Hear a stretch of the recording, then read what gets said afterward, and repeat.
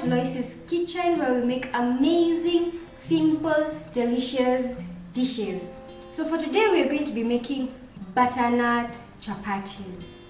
Chapattis can be flavored in different ways depending on preference, and there are times I miss just making plain chapattis, but then there are times I like adding nutrients and different tastes to the chapattis, and that's the reason why today we are going to be making the butternut version of chapattis. So we'll go right to the ingredients for our day. We have butternut here, which is our first ingredient. I've just prepared it and I'm going to be attaching a clip where I'm going to show you how I prepared it. And for our next ingredient, we have all-purpose wheat flour. You can use whichever brand that you like. And then we have cinnamon, and we have sugar, we have vegetable oil, we have salt, which you're going to put to taste. We have some warm water here, and we have cowboy. Usually I prefer to use cowboy to cook my chapattis. I like the flavor that cowboy oil gives. This is not sponsored, but that is the vegetable oil that I prefer using. So I'm going to boil my butternut so that I puree it, and then I can continue with the next process for kneading the flour.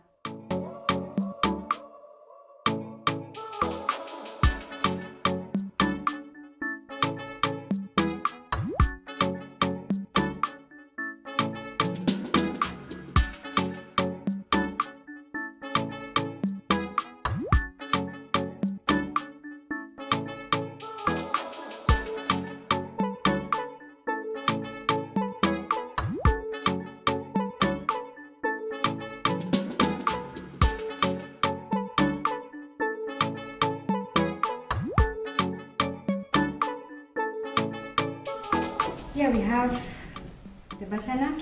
So I'm going to clean both these seeds and the butternut, and then we're going to go to the next step for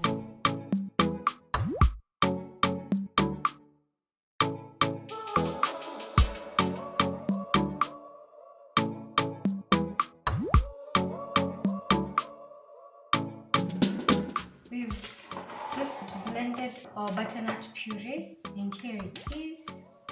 It looks really yummy. When I'm making chapattis and adding a heavy component, I start with the wet instead of the dry. So I start with the wet, and the wet is what is going to determine the quantity I'm going to put for the dry ingredients. So remember, we had some cinnamon and sugar, so we are going to put that all in.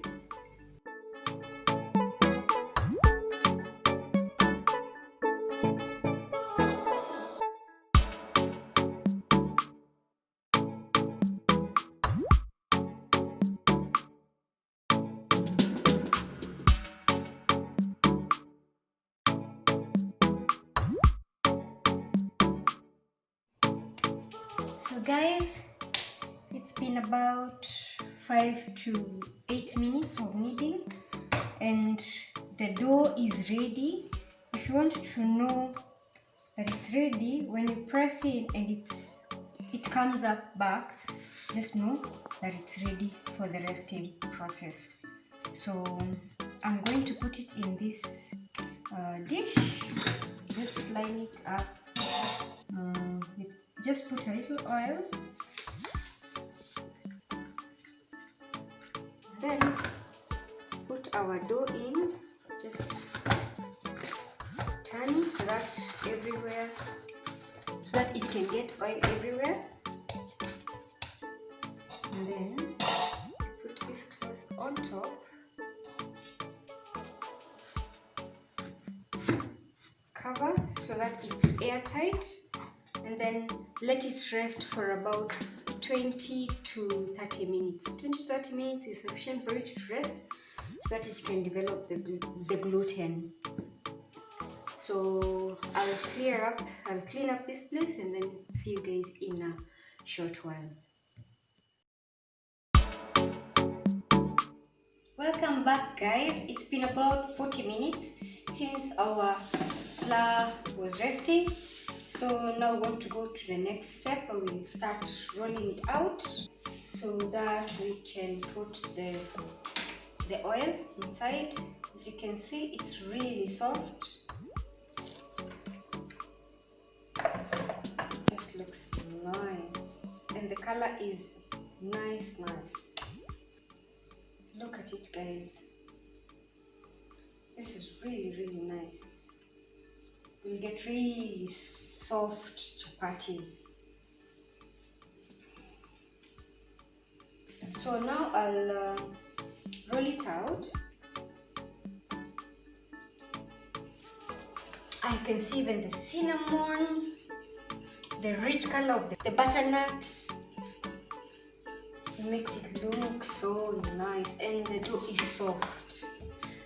So I'll roll this out and then show you guys the next step.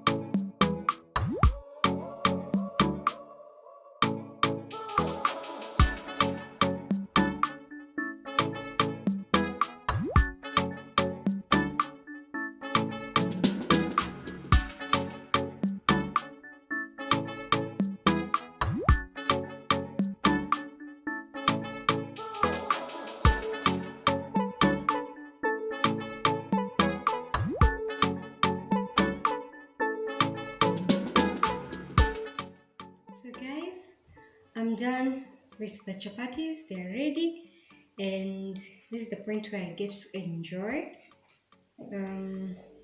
As you can see, they are soft and they are in layers. You can see these are layers. And as for me, I'm going to be enjoying with some mung beans. So I'm also going to be sharing with you this recipe. You can check your chapatis with whatever protein you want. You could also take with a cup of tea like usually I like, and get to enjoy it.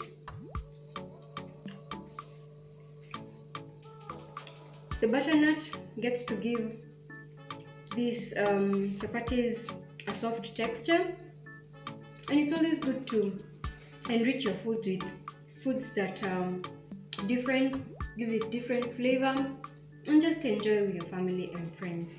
Guys, if you haven't subscribed, please click the notification bell at the bottom, and I'll see you guys next time. Otherwise, be blessed. Bye.